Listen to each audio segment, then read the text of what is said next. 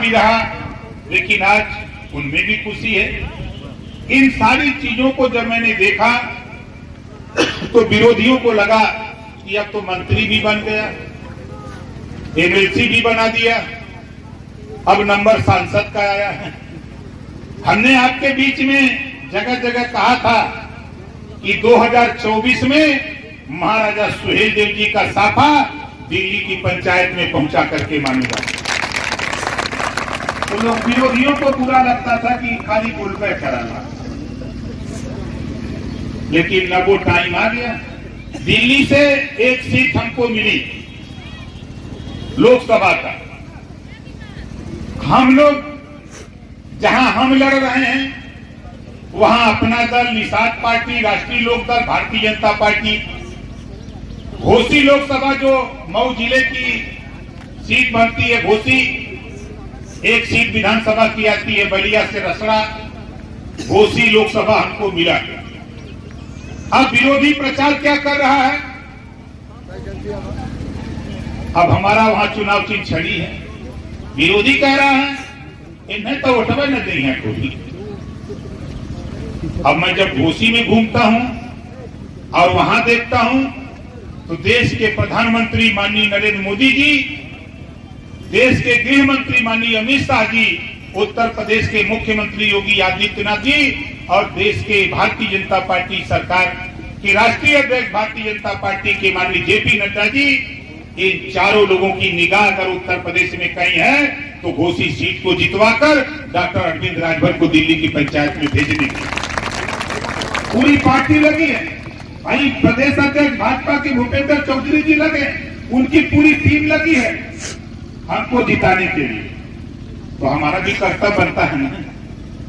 हमने भी मन बनाया, हम लोगों ने भी मीटिंग की, हम लोगों ने भी कहा कि उत्तर प्रदेश ही नहीं पूरे देश में 543 लोकसभा की सीट है।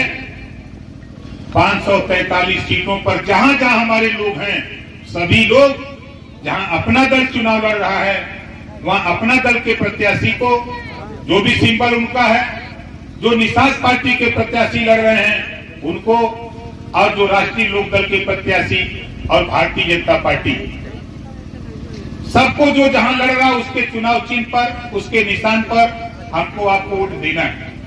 क्यों देना है? आप यहां कमल के फूल पर देंगे तो ये हमारे एनडीए के साथी घोसी में छड़ी पर वोट देंगे। सोच लो, विरोधी क्या कहेगा? हिया वोट देगा तो हुआ का होई। उनसे कह दिया कि जब हिया दे तो हुआ मिली ही। बोला सही कहती गलत कहते? तो विरोधी लोगों का तो समय जबान बंद, कहीं बदे बंद हो। आप लोग देख ले होगा जब आजमगढ़ में देश के प्रधानमंत्री जी आए थे तो मंच पर सबसे ज्यादा अगर टाइम उन्होंने दिया, बात किया तो ओम प्रकाश राजभर से बात किया। बोलो सही है कि गलत है?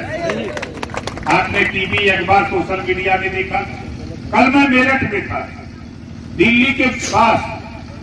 कल कार्यक्रम प्रधानमंत्री जी का मुख्यमंत्री जी के साथ कल मेरठ में कार्यक्रम था।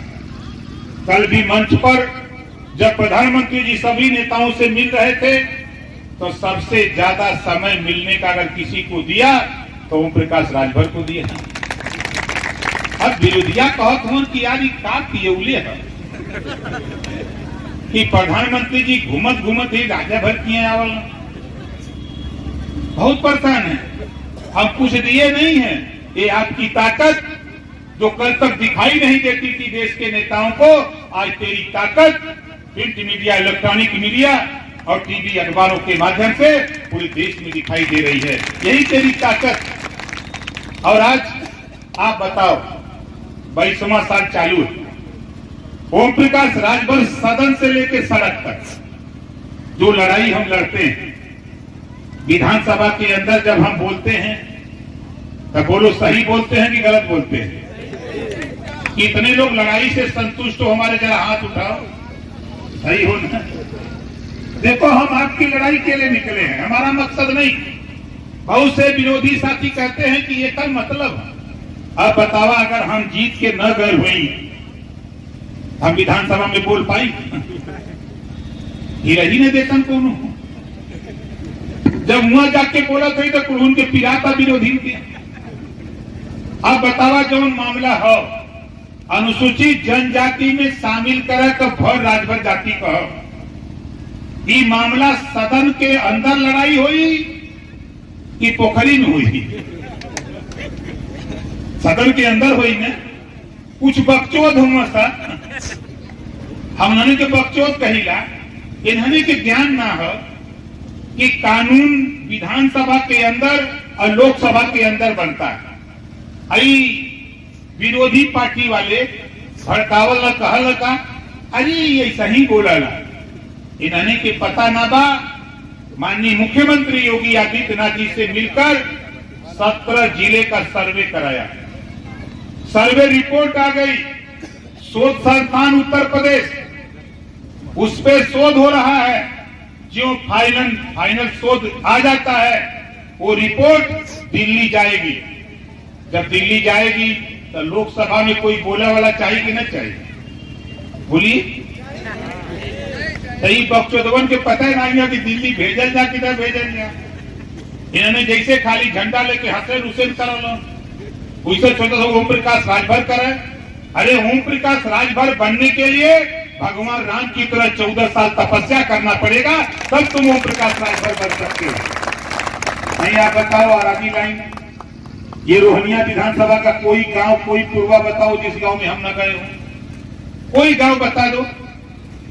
उत्तर प्रदेश का कोई गांव, वो पूर्वांचल का कोई गांव बता दो जहां मैंने गया हूं। इस नाते गया हूं कि आपको राजनीति सिखा रहा हूं। राजनीति सीखो और राजनीति करना सीखो। इसी राजनीति के बदौलत बाबा साहब डॉक्टर अम्बेडकर जी ने जो हमको आपको पावर दिया है वोट का, इसी वोट के दम पे हमको आपको शिक्षा, हमको आपको स्वास्थ्य, हमको आपको रोजगार, नौकरी, हमके आपको अपने बच्चों को बेहतरी के लिए हम इसी वोट के दम पर हासिल कर सकते हैं। इसी बात का एहसास हम कराते हैं। तो विरोधी कहते हैं तो वोटवे बेच देगा, कुछ विरोधी कहना ही वोटवे बेच देगा। हम ये विरोधी से पूछीला कि कहो भैया, ये देश में कौनो ऐसा दुकान हो जहां वोट बिचाला? आप लोग बतावा कत्तो हो बनारस में दुकान? पूरे देश में हम खोज डाले, कत्तो ऐसा दुकान नाम लो कि जहां लेता के वोटवा बेच दे। और वोट कैसे बोरा में भराई बतावा? बेचे बदे कहीं न कहीं होके गठरी बनावे कोई न। तो बतावा वोट कैसे बोरा में भराई? एक बोरा में एक आदमी आती है। अब बहाना लगवा तो मार के लौटा दे। बोला सही का भी गलत कहते। इन्होंने बकचोद आदमी विरोधी पार्टी वाले इन्होंने कहा छोड़ की नेतवा वोटवा बेच दे। अरे कत्तो दुकान हो तो बतौता हम न मर दे, कत्तो रहने के बोरा में भर के बेच दे। साथियों, ये गुमराह करने की साजिश योजना है। देश में कहीं ना कोई दुकान है, ना कोई वोट बेचता है, ना कहीं वोट बिकता है। ये आप अपने दिमाग में सेट कर लो। बाबा साहब डॉक्टर अम्बेडकर जी ने जो वोट का पावर दिया, इस वोट के पावर को जब हम लोगों ने इकट्ठा किया, आज पूरे देश में जब विधानसभा के अंदर जब ओम प्रकाश राजभर खड़ा होता है तो 403 विधायक में, जब ओम प्रकाश राजभर खड़ा होता है तो 402 विधायक कहते हैं देखो पिछड़े दलित मुसलमानों का नेता खड़ा हो रहा है, आज बोलेगा तो आग लग जाएगी सदन के अंदर।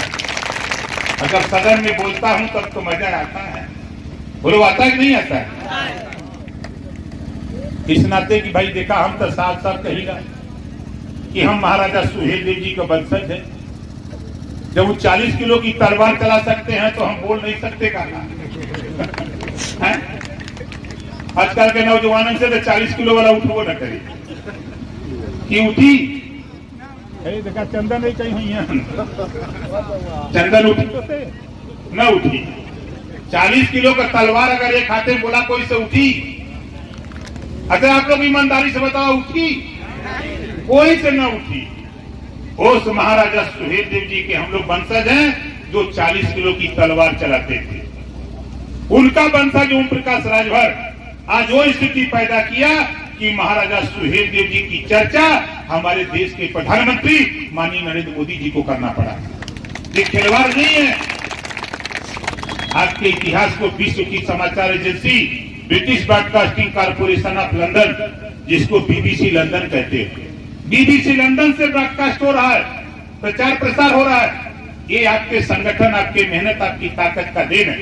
इस नाते साथियों, आज तो हम आपसे सिर्फ ये कहने आया हूं कि देखो, हमने भी एक संकल्प लिया। मोदी जी ने हमसे कहा, अमित शाह जी ने हमसे कहा, नड्डा जी ने कहा, योगी जी ने कहा कि ओम प्रकाश जी, उत्तर प्रदेश में 80 की 80 सीट जीतना है। हमने कहा बिहार का 40 जोड़ लो, उसी में 120। प्रधानमंत्री जी ने कहा कि आगे हमके 4 जून को जब टीवी पर रिजल्ट आएगा तो 4 जून को 400 पार एनडीए के सभी लोग मिलकर के जीत के दिखाएंगे। और हमारी मंशा है कि देश के प्रधानमंत्री बनारस से लड़ रहे हैं। हमरो घर बनारस से है, खौदा हम ना फतेहपुर।